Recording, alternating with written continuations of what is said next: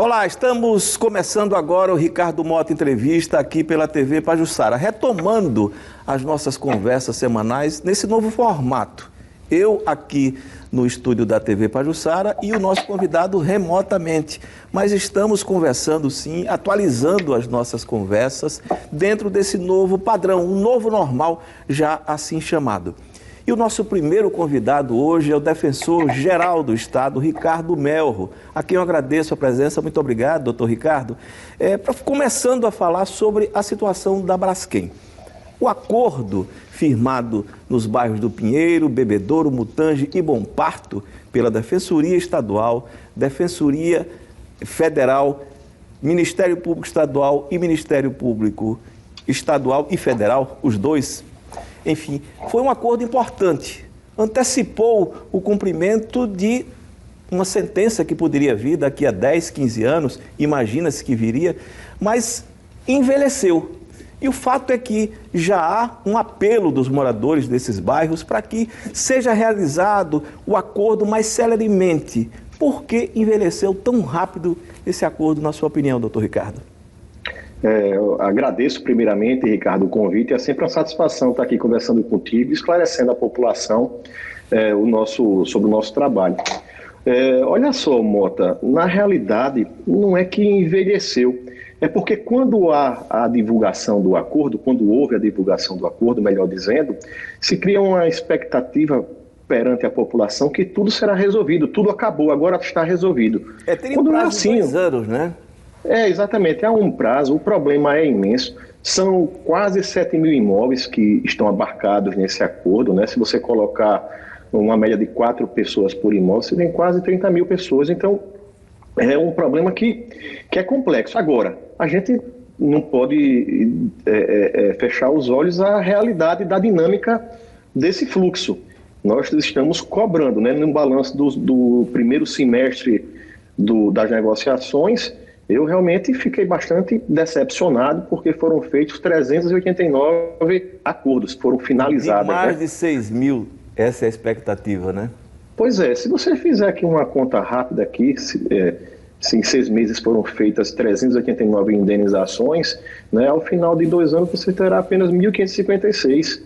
Isso é muito pouco diante do imóvel, diante de todo o problema. Se você, olha só, a gente fez um termo aditivo agora, né? Então, somando o termo aditivo, a área que já entrou, mais de 200 imóveis também, com a junta técnica, você vai para, e descontando o que já foi feito, você vai para 6.565 imóveis.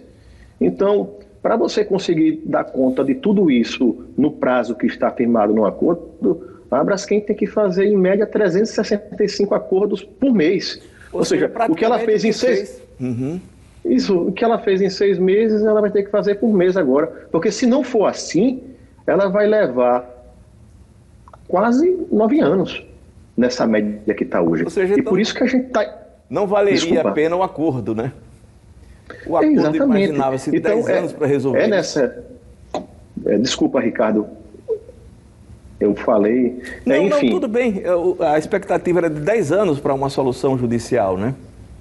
Exatamente, dá para quase 9 anos. Não, para uma solução normal, se o processo corresse, tramitasse até o fim, você ia levar pelo menos 20 anos, tá? Então, esse acordo, ele vai antecipar muito o que ocorreria se esperássemos o trânsito em julgado. Agora, é óbvio que a Braskem tem que melhorar a velocidade desse fluxo. O pessoal que está lá está trabalhando muito, mas não tem perna suficiente para a velocidade que a população espera a resolução de seus problemas. E a população está coberta de razão, porque não pediu para sair de onde está. Qual é o principal óbice? É a avaliação do imóvel, a negociação da Braskem com cada família. O que é que está impedindo a maior celeridade? Olha, Ricardo, na minha opinião, e na opinião, na realidade, da força-tarefa, né, das instituições, é que precisa ampliar o quadro de negociadores. Há alguns problemas, sim, de ordens na dinâmica individual. Você vai encontrar determinada situação que está em inventário e você precisa saber se todas aquelas pessoas que estão herdando aquele imóvel estão contempladas no inventário, ou um imóvel que não tem qualquer documento e você tem que fazer um uso capião. Tem algumas particularidades, mas, grosso modo, precisa ampliar esse quadro e dar mais velocidade nas negociações. Talvez pular até algumas etapas, entendeu? Fazer logo a proposta de pronto. Porque, veja, você tem um dinheiro bloqueado, você tem quase 2 bilhões bloqueados. Então, precisa, tão somente agora, ir atrás da população. Avaliação dos imóveis, tá? E negociar. Avaliou, a proposta é tanto, o cidadão vai aceitar. Se não aceitar, também tem um espaço para discutir o que ele acha correto na justiça. E aí é importante, Ricardo, porque algumas pessoas estão interpretando mal. Mas o acordo não. O acordo faz quem acha que é interessante. Quem achar que não é interessante, o acordo, mesmo que não tenha servido para matar a situação agora, mas ele mata toda uma etapa processual, qual seja, da formação da culpa. Quem está nesse perímetro já tem um título executivo. Ele vai entrar diretamente numa execução para discutir tão somente o valor. O juiz vai arbitrar qual é o correto, se é o que a Braskem está ofertando ou se o que o cidadão entende que é o correto lá com o corretor que fez uma avaliação para ele. Pois bem. Entendeu, Mota? Entendi. Veja só, então, deixar claro, né? O acordo ele é autorizativo, ele dá a possibilidade de resolver. Quem não quiser resolver por esse acordo, vai tocar a ação na justiça da mesma forma, né? Não, quem não quiser resolver por esse acordo e morar, veja, habitar no perímetro dele, que ele foi feito, a pessoa vai dar um salto processual. Vai dispensar toda uma fase de conhecimento. A fase de conhecimento é aquele processo que começa com a contestação, prova, né? Aí alegações finais e vai sair a sentença. Da sentença vai ter o recurso para o TJ, depois vai ter o recurso para o STJ, depois vai ter para o STF. Tudo isso levaria uma média de 15 ou 20 anos. Isso está apagado. O cidadão ele vai diretamente para a execução. Ele vai pegar o comprovante de que mora dentro daquele perímetro e vai pedir a liquidação ao juiz, para que o juiz arbitre o valor adequado. Ou seja, dispensa a formação da culpa da Braskem. Quem está dentro do perímetro, a formação da culpa já está feita e vai discutir apenas o quanto que é devido. Mas, repetindo, quem quiser aderir ao acordo, né? Não, quem não concordar, basta você morar naquela área, naquela circunscrição. Uhum. Você morando naquela circunscrição, você vai ouvir a proposta. Veja só, Ricardo, de todas as negociações que participamos, só um caso até agora não fechou o acordo e não precisou ir para a justiça, ainda está em negociação, mas todo o restante saiu bastante satisfeito, entendeu? E até agora 30 pessoas não quiseram desocupar. Outro ponto interessante, Mota, que precisa ser dito, a ação não pediu a desocupação da área. O acordo não obrigou a ninguém a sair da área. A retirada, a remoção desse pessoal, deslocamento, é devido a um problema constatado pela CPRM e pela Defesa Civil, porque todos que estão naquela área estão, de fato, em risco e devemos levar isso a sério. Eu tenho visto por aí que muita gente acha, eu não vou entregar meu imóvel, eu não vou sair agora. Veja, é um risco que está se correndo em ficar ali com a sua família. Buscamos o acordo e essas indenizações justamente para as pessoas não saírem sem nada, saírem já para reconstruir suas vidas num local seguro. A remoção, o deslocamento dessas pessoas, ela é consequência do problema do subsolo, que a CPRM constatou, que a Defesa Civil constatou e que está colocando todos em iminente risco. Não sabemos quando, mas em algum momento pode acontecer uma tragédia. As pessoas têm que sair. Tem que sair. O que nós queremos é que saiam com indenização. Nós não estamos, as instituições, obrigando ninguém a sair. O que nós queremos é que essas pessoas saiam com indenização. Agora, as pessoas têm que ter plena consciência que, em permanecendo naquela área, estão colocando a CIS e as famílias em risco, as suas próprias famílias em risco. Veja só, então, vocês têm uma evolução dessa história, dessas conversas, desde que vocês, enfim, ampliaram essa área a partir de um novo relatório da CPRM. E a Braskem, qual é a posição dela no sentido de ampliar o seu pessoal de negociação para atender uma demanda maior da celeridade ao cumprimento do acordo? Mota, temos nos reunido mensalmente com a Braskem e na semana passada tratamos desse assunto. Eles falaram que estão ampliando em cerca de 20 advogados Eu acho muito pouco, porque veja, se antes desse termo aditivo, um termo aditivo que está colocando para dentro quase 2.000 imóveis, já se fazia necessário um aumento de negociadores, do corpo aí de negociação de advogados, seja lá o nome que queira dar, e agora com o termo aditivo é que se faz mesmo. Então eu acho muito pouco, eu acho que a Braskem é uma questão de bom senso, ela tem que ver a situação, verificar e ampliar muito para conseguir cumprir com o que foi acordado no prazo legal de 2 anos.